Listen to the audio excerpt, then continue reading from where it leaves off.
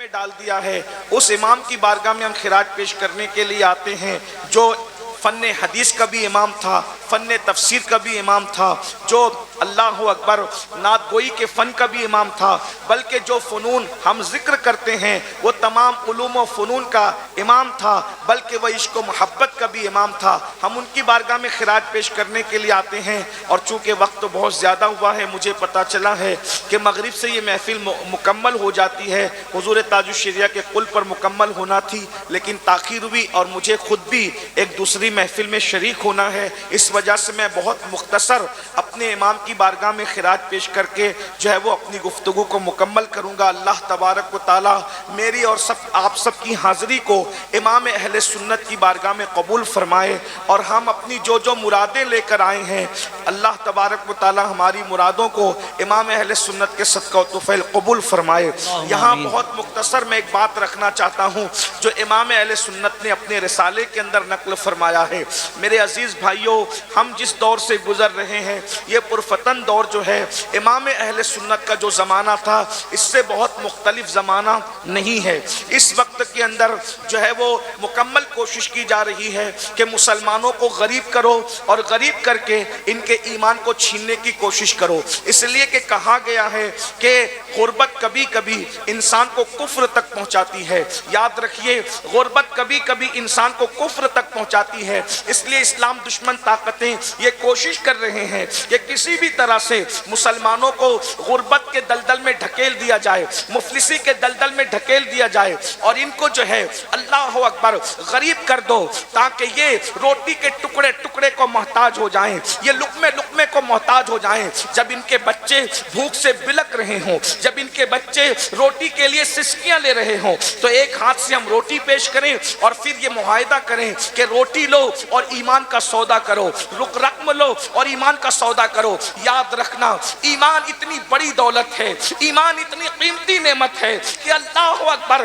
ایمان سے بڑی کوئی نعمت ہو ہی نہیں سکتی۔ اللہ اکبر، صحابہ کرام رضوان اللہ تعالی علیہم اجمعین تپتی ہوئی ریت پر لٹائے گئے، مگر انہوں نے ایمان کا سودا نہ کیا، ان پر چابک پرستے رہے، ایمان کا سودا نہ کیا، ان کے سینے پہ پتھر رکھ کر کے ان سے ایمان چھیننے کی کوشش کی گئی، وہ احد کی صدائیں لگاتے رہے۔ میری قوم کے جوانوں، آج ایمان چھیننے کے لیے غربت کے دلدل میں ہمیں ڈھکیلنے کی کوشش کی جا رہی ہے، اور ساتھ ہی ساتھ ان کو غریب کرنے کے علاوہ ان سے علم چھین لو، ان سے سرمایہ علم چھین لو، ان کو جہالت کی وادیوں کے اندر ڈھکیل دو، یہ ان پڑھ رہ جائیں، یہ ان پڑھ رہ جائیں، یہ پڑھ لکھ نہ سکیں۔ اس کے لیے باضابطہ طور پر اداروں کے اندر اس طرح کی سازشیں کی جا رہی ہے، نہ ہمارے بچے پڑھ سکیں، نہ ہماری بچیاں پڑھ سکیں۔ باضابطہ طور پر ایسے لوگوں کو چھوڑا جاتا ہے تاکہ ہمارے ذہین بچوں کو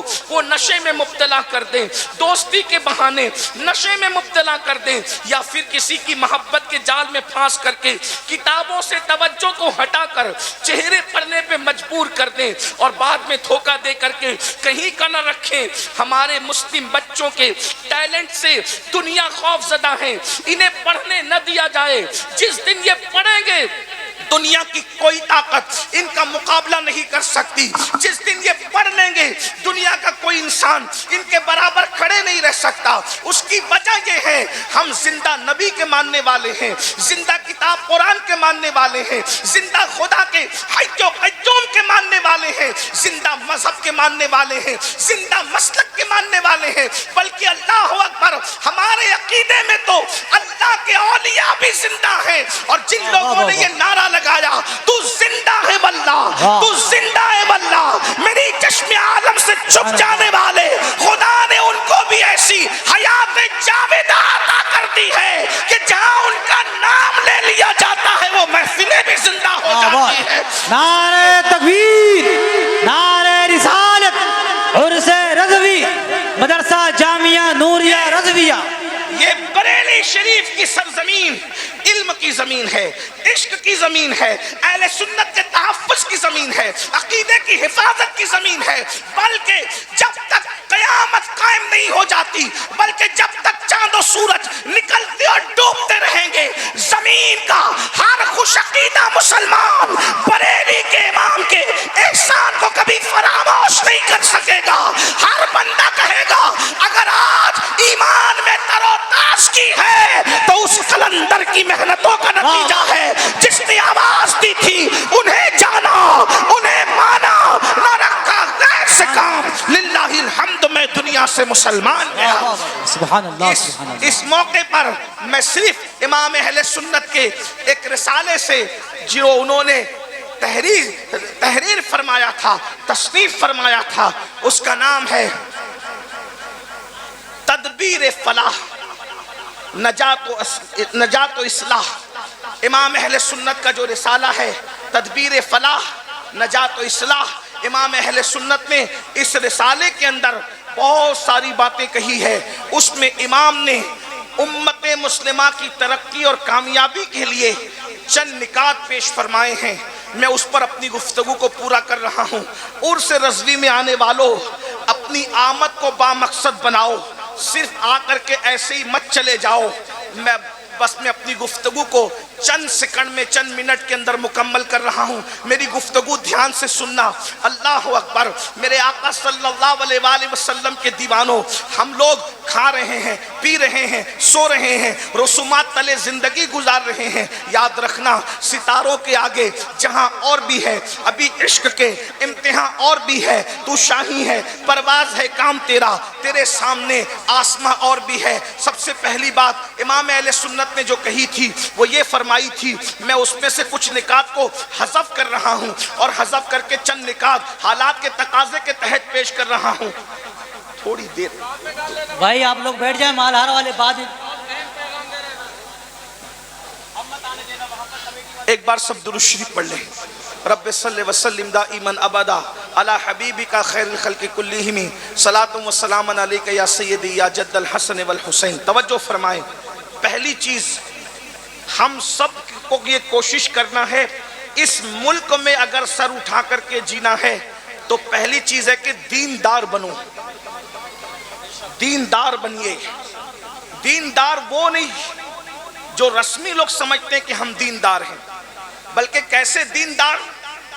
ہم لوگ اس وقت بس چند دنوں کے بعد ہم لوگ 1500 سالہ جشن کی طرف بڑھ رہے ہیں اور حضور علیہ السلام کے میلاد کے مبارک مہینے کی آمد ہے, سرکار کے مبارک مہینے کی آمد ہے. اس لیے میں 1500 سالہ جو لوگ جشن منا رہے ہیں, جلسوں کے ذریعے سے, جلوس کے ذریعے سے اور بھی ذرائع سے, سب کو مبارک ہو. لیکن میں آپ سے یہ بات کہتا ہوں 1500 سالہ جشن میلاد ہم اس طرح بھی منائیں کہ امام اہل سنت نے جو نکات پیش کیے تھے امت کی ترقی اور فلاح اور کامیابی کے لیے, ان چند نکات کو اپنی زندگی کے اندر پیدا کیجئے. نمبر 1, دیندار بنیے. کیسے دیندار؟ صرف رسمی اور اسمی دیندار نہیں, بلکہ ایسے دیندار بنیے کہ ہمیں ہماری دینداری کو دیکھ کر دنیا پکار اٹھے کہ جب 1450 سال کے بعد ان مسلمانوں کی دینداری کا عالم یہ ہے, تو وہ لوگ جن کو رسول اللہ نے صفہ کے چبوترے پہ بٹھا کر جن کی تربیت کی تھی, ان لوگوں کی دینداری کا عالم کیا ہوگا. اندازہ فرمائیں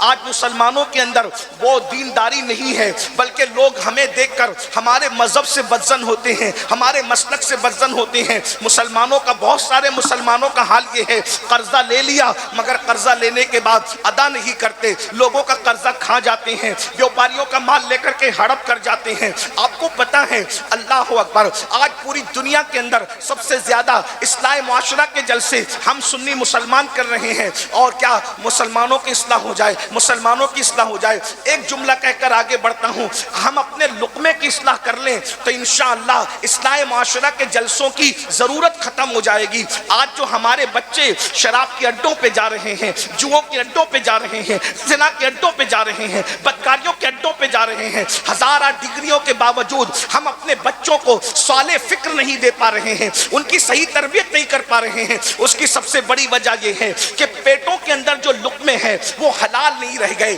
الا ماشاءاللہ کیفیت یہ ہے کہ حرام اور حلال کی تمیز ختم ہو چکی ہے, لقمہ حلال کی اہمیت ختم ہوتی جا رہی ہے. اس لیے یاد رکھو, دیندار بنیے, دیندار. ایسے دیندار اکبر لین دین میں بھی ہمارا ثانی کوئی نہ ہو، ہماری مثال کوئی نہ ہو. اسی طریقے سے کھانے پینے کے لقمے کے احتیاط کے معاملے میں بھی ہماری طرح کوئی نہ ہو. اسی طرح خیر خواہی کے معاملے میں بھی ہماری طرح کوئی نہ ہو. اس طرح کی کیفیت ہماری ہونی چاہیے. تو دیندار بنیے، نمازوں کے پابند بنیے، شریعت کے پابند بنیے، چہروں پہ داڑیاں سجائیے. میلاد مصطفیٰ کے موقع پر ہم پرچم تو لگاتے ہیں، ہم گلیاں تو سجاتے ہیں، بالکل پرچم بھی لگائیے، گلیاں بھی سجائیے، لیکن چہرے کو مصطفیٰ جان رحمت کی سنت سے بھی سجا لیجئے تاکہ یادگار رہے کہ میلاد مصطفیٰ کا جب 1500 سالہ جشن آیا تھا تو کسی نے پرچم لگایا تھا، کسی نے گلی سجائی تھی، لیکن میں نے سنت مصطفیٰ سے اپنے چہرے کو سجا لیا تھا. تو جب 1500 سالہ میلاد مصطفیٰ کے جشن کا تذکرہ ہوگا یہ یادیں تازہ رہے گی. اس لیے میری گزارش ہے کہ گلیاں سجانے کے ساتھ اپنے وجود کو سنت مصطفیٰ سے بھی سجا لیجئے. دیندار اس طرح سے بنیے، لین دین کا معاملہ ہو، پڑوسیوں کا معاملہ ہو، بیوی کا معاملہ ہو، ماں باپ کا معاملہ ہو، علماء کا معاملہ ہو، مشائخ کا معاملہ ہو، ہر معاملے میں دین کو مد نظر رکھیے، شریعت کو فالو کیجئے، دین کو فالو کیجئے، اور یہ ذہن بنا لیجئے کہ ہمارے لیے نجات کا ذریعہ یہی ہے کہ ہم اپنے دین پر چلیں. مصطفیٰ جان رحمت نے جو راستہ بتایا ہے اس راستے پر چلیں. قرآن کہتا ہے قل ان کنتم تحبون اللہ فاتبعونی یحببکم اللہ ویغفر لکم ذنوبکم واللہ غفور الرحیم. اے محبوبہ فرما دیجئے کہ اگر تم اللہ کو محبوب رکھتے ہو تو مصطفیٰ جان رحمت کا اتباع کرو، ان کی پیروی کرو، ان کے پیچھے پیچھے چلو. جو مصطفیٰ جان رحمت کی پیروی کرے گا اللہ اس کو اپنا محبوب بنا لے گا. اللہ جس کو محبوب بنا لے گا اس کی مغفرت فرما دے گا، اس کی بخشش فرما دے گا، اور اللہ بخشنے والا مہربان ہے. تو پہلی چیز دیندار بنیے. دوسری چیز تعلیمی ادارے قائم کرنے کی کوشش کیجئے، اس لیے کہ 1500 سالہ جشن کے موقع پر ہم بہت کچھ کریں گے، کر رہے ہیں، انشاءاللہ کرتے رہیں گے، لیکن تعلیمی اداروں پر محنت کیجئے، اچھے تعلیمی ادارے قائم کیجئے تاکہ ہم رہیں نہ رہیں 1500 سالہ میلاد مصطفیٰ کی یادگار ان اداروں کی شکلوں میں قائم رہے. ہم اور جگہ پر اپنی دولت کو خرچ کرنے کی بجائے دانشگاہوں پر، تعلیم گاہوں پر، اداروں پر دولت کو خرچ کرنے کی کوشش کریں، مال کو خرچ کرنے کی کوشش کریں.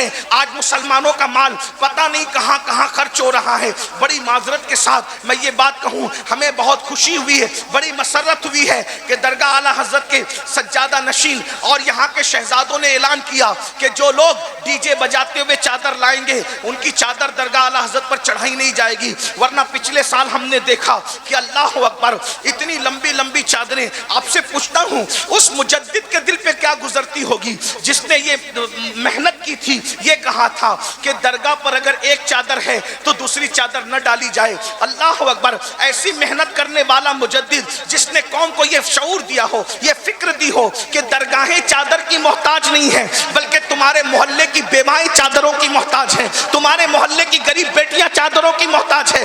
درگاہوں پر چادر ڈالنے سے جو اجر ملے گا اس سے زیادہ اجر محلے کی اور رشتہ داروں کی بیواؤں کے سروں پر تمہیں چادر ڈالنے سے ملے گا. یہاں تو ایک چادر نشانی کے لیے کافی ہے، علامت کے لیے کافی ہے. جس مجدد نے بدعات اور خرافات کا جو ہے وہ بائیکاٹ کیا ہو، اگر انہی کے آستانے پر ہم بدعات اور خرافات کریں گے تو بتاؤ امام اہل سنت کے دل پہ کیا گزرے گی؟ بتاؤ سنیو، امام کے دل کو خوش کرنے آئے ہو یا امام کا دل دکھانے آئے ہو؟ اس لیے عرس امام اہل سنت کو بدعات و خرافات سے اتنا پاک کر دو تاکہ دنیا کہنے پہ مجبور ہو جائے اگر شرعی عرس دیکھنا ہے تو بریلی کا عرس دیکھ لیا جائے، وہاں شریعت کے مطابق.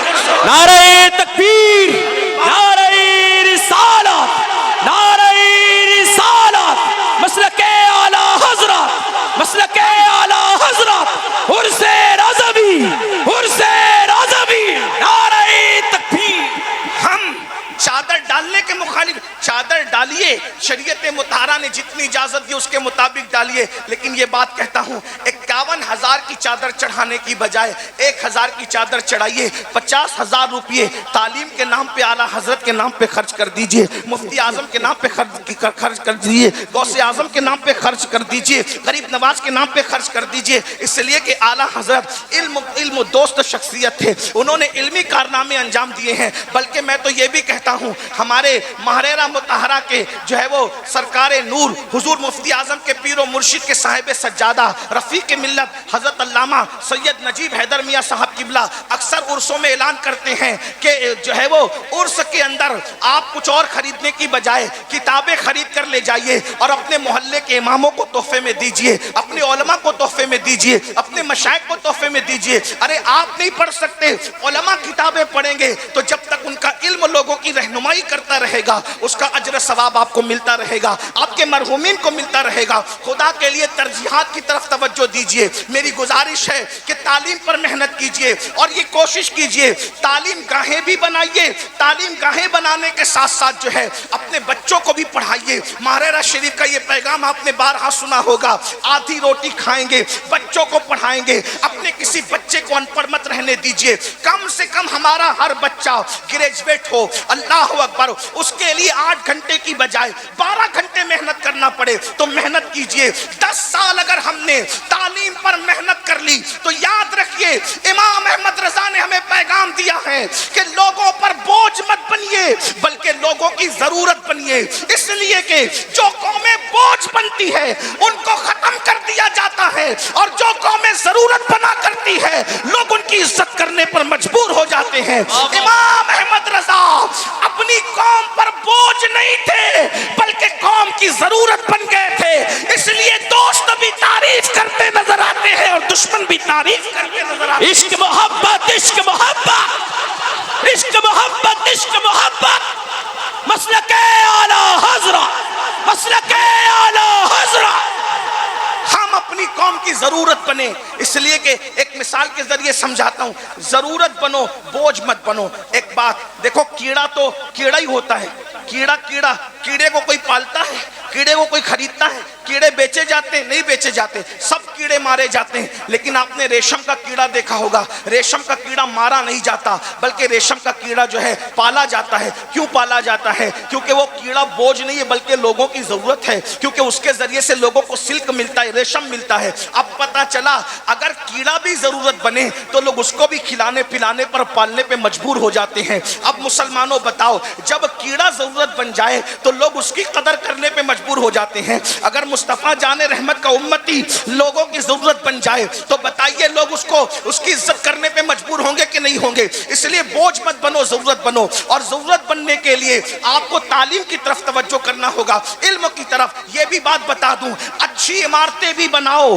اور اچھے انسان بھی بناؤ، بلکہ اچھی عمارت بنا سکو یا نہ بنا سکو لیکن اچھے انسان دنیا میں ضرور بنانا۔ اس کی وجہ یہ ہے، اللہ اکبر، اگر ہم سے کوئی پوچھے کہ امام احمد رضا نے کون سی بڑی عمارت بنائی تو ہم یہ کہیں گے امام احمد رضا بڑی عمارت بنانے کے لیے نہیں آئے تھے، امام احمد رضا بڑے انسان بنانے کے لیے آئے تھے، کیونکہ ایک بڑی عمارت دوسری بڑی عمارت نہیں بنا سکتی مگر ایک بڑا انسان ہزاروں اچھے انسان بنا دیتا ہے۔ مثال کے طور پر امام احمد رضا نے انسان سازی کا وہ فریضہ انجام دیا، صدر الشریعہ جیسا بڑا انسان امام احمد رضا نے بنایا، محدث اعظم جیسا بڑا انسان تربیت کر کے امام احمد رضا نے بنایا، ظفر الدین بہاری جیسا بڑا انسان تربیت کر کے امام احمد رضا نے بنایا، مبلغ اسلام عبدالعلی میٹی صدیقی جیسا عالمی مبلغ اسلام تربیت کر کے امام احمد رضا نے بنایا۔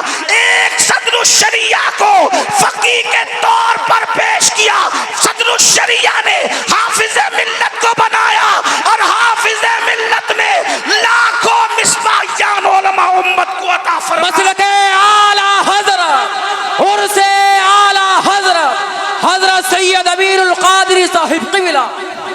اگر آج اشرفیہ جیسی عمارت چمک رہی ہے، جامع نوریہ جیسی عمارت چمک رہی ہے، جامع رضا جیسی عمارت چمک رہی ہے، جامع قادریہ ریچھا جیسی عمارت چمک رہی ہے، برکات رضا، اور اس طریقے سے اہل سنت کے جتنے ادارے ہیں ہیں دیکھ لیجئے، یا تو اعلیٰ حضرت کے شاگردوں کے شاگرد ہیں یا شاگردوں کے شاگردوں کے شاگرد ہیں۔ پتہ چلا ایک اچھا انسان کتنے اچھے انسان بناتا ہے۔ تو یاد رکھیے، اچھی عمارتیں بھی بنائیے، اچھے انسان بھی بنائیے۔ اور آخری بات، دیندار بنو، تعلیم پہ محنت کرو اور مالدار بنو۔ مالدار کیسے بنو گے؟ موبائل چوری کر کے نہیں، جوا کھیل کے نہیں، موبائل پر جوا کھیل کے نہیں، سٹوں کا دھندا کر کے نہیں، شراب بیچ کر نہیں، نشہ بیچ کر نہیں، بلکہ حلال کے ذریعے سے محنت کرو۔ محنت کرو مالداری پر، اس لیے کہ غربت کبھی کبھی کفر تک لے جاتی ہے۔ اگر مسلمان ہندوستان کا 10 سال تک محنت کرے مالدار بننے کے لیے، صحیح سمتوں میں محنت کرے، ایزی منی کے چکر میں حرام کی طرف نہ جانا، شارٹ کٹ میں مالدار اور کروڑپتی بننے کی چکر میں حرام کی طرف مت جانا، بلکہ محنت کرو۔ محنت میں برکت ہے۔ یہ جو نوجوان ہمارے 8-8 گھنٹہ 5-5 گھنٹہ 10-10 گھنٹہ انٹرنیٹ، فیس بک اور موبائل پر لگے رہتے ہیں، موبائل کا تو اتنا شوق ہے کہ لوگ ممبر پہ بھی موبائل پہ لگے رہتے ہیں، اسٹیجوں پہ بھی موبائل پہ لگے رہتے ہیں، جلسوں میں بھی موبائل پہ لگے رہتے ہیں۔ دیکھیے میرے بھائیوں کے ہاتھ میں موبائل ہے نا، یعنی موبائل، بلکہ میں کہہ دوں جتنا بیوی کے ساتھ وقت نہیں گزارتے اتنا موبائل کے ساتھ وقت گزارتے ہیں۔ یہ افسوس کی بات ہے۔ موبائل استعمال کرو، ضرور کرو، لیکن وہ ضرورت ہے بھائی۔ آپ غور فرمائیں، جو کھانا اور پینا انسان کی زندگی کے لیے ضروری ہے، اس کے بارے میں بھی قرآن کہتا ہے کلو وشربو ولا تسرف، کھاؤ پیو، حد سے مت بڑھو۔ تو کسی بھی معاملے میں حد سے بڑھنے کی اجازت نہیں ہے۔ جتنا وقت فیس بک پر گزارتے ہو، یوٹیوب پر گزارتے ہو، موبائل پہ گزارتے ہو، اگر اتنا وقت آپ کمانے پہ گزارو گے، تجارت میں گزارو گے، اچھا کام دھام کرو گے، تو آپ مالدار بنو گے۔ اور یاد رکھنا، اگر آپ مالدار ہو تو اکیلے مالدار بننے سے کام نہیں ہوگا۔ اگر آپ مالدار ہو تو اپنے کسی بھائی کو، بھتیجے کو، بھانجے کو، کسی قریبی کو، اس کو بھی سپورٹ کر کے مالدار بنانے کی کوشش کرو، کیونکہ اللہ کے رسول علیہ الصلوۃ والتسلیم نے فرمایا ہے کہ جس نے صبح اس حال میں کی کہ میری امت کی بھلائی کے لیے، خیر خواہی کے لیے کوئی پلان نہیں کیا، فلیس منا، وہ میری سوسائٹی کا ممبر نہیں ہے۔ اس لیے صرف اپنا مت سوچو، بلکہ اپنے دائیں بائیں کا سوچو، اپنے پڑوسیوں کا سوچو، اپنے ساتھیوں کا سوچو۔ ایک مقرر کامیاب ہے، وہ دوسرے مقرروں کو بھی کامیاب کرنے کی کوشش کرے۔ ایک نعت خواں کامیاب ہے، وہ دوسرے نعت خانوں کو بھی کامیاب بنانے کی کوشش کرے۔ ایک عالم کامیاب ہے، وہ دوسرے علماء پر بھی کامیابی کے لیے توجہ کرے۔ ایک تاجر کامیاب ہے، وہ دوسرے تاجروں کی کامیابی کے لیے بھی کوشش کرے۔ ایک مرشد پیر کامیاب ہے، وہ دوسرے پیروں کی بھی کامیابی کے لیے کوشش کرے۔ اور اس کی اگر آپ تصویر دیکھنا چاہتے ہیں تو آپ ماضی قریب میں بہت دیکھ سکتے ہیں، اس کے ذکر کا یہاں وقت نہیں ہے۔ بس میں اتنا کہنا چاہتا ہوں، دیندار بنو، مالدار بنو اور ایجوکیشن پہ محنت کرو۔ اگر ان 3 نکات پر آپ نے محنت کی تو انشاءاللہ تبارک و تعالی چند سالوں کے اندر ہمارے ملک کا ہی نہیں بلکہ دنیا کا نقشہ بدل جائے گا، دنیا کا نقشہ تبدیل ہو جائے گا۔ امام اہل سنت جہاں بڑے عالم تھے، وہیں بڑے مفکر بھی تھے، بڑے عظیم سیاستداں بھی تھے، بڑے عظیم عاشق رسول بھی تھے۔ امام کے عرس میں آئے ہو، یہ 3 نکات اپنے ساتھ لے کر کے جاؤ۔ ایک دوسرے کو مضبوط کرو، ایک دوسرے کو دھکا دے کر گڑھے میں گرانے کی بجائے اٹھانے کی کوشش کرو۔ یاد رکھنا، گڑھوں میں گرانے والے کبھی ترقی نہیں کیا کرتے، ہمیشہ اٹھانے والے ترقی کیا کرتے ہیں۔ امام احمد رضا نے اٹھایا، اور جب اٹھایا تو امام احمد رضا گرے نہیں رہے، امام نے دوسروں کو اٹھایا اپنی حیثیت کے مطابق، اللہ نے ان کو اٹھایا اپنی شان کے مطابق۔ اسی لیے ہند والے بھی ان کے ڈنکے بجا رہے ہیں، سندھ والے بھی ان کے ڈنکے بجا رہے ہیں، عرب والے بھی ان کے ڈنکے بجا رہے ہیں، عجم والے بھی ان کے ڈنکے بجا رہے ہیں۔ اور یاد رکھنا، سچا عاشق رسول وہی ہوتا ہے جو محبوب کی امت سے بھی سچا پیار کرتا ہے۔ یہ کیسی بات ہے کہ حضور سے تو عشق ہے اور حضور کی امت کے لیے دل میں جلن ہے، دل میں چبن ہے، مومنوں کے لیے دل میں حسد ہے۔ اللہ کے بندو، حضور علیہ السلام سے دین سیکھو، اپنے بزرگوں سے دین سیکھو۔ بس میں اپنی بات اتنی کہہ کے مکمل کرتا ہوں۔ عرس رضوی میں آئے ہو تو کوئی نہ کوئی مقصد لے کے جاؤ، ایم لے کر کے جاؤ، اور میلاد النبی کا جشن مناؤ شریعت مطہرہ کی روشنی میں، حدود شرع میں رہ کر۔ کوئی ہم پر ٹپنی نہ کر سکے، کوئی ہم پر نکتہ چینی نہ کر سکے۔ لوگ بس اتنا کہیں کہ امام احمد رضا کے نام لیواؤں کو ہم نے دیکھا، علم میں ان کا معیار الگ ہے، تقوی میں ان کا معیار الگ ہے۔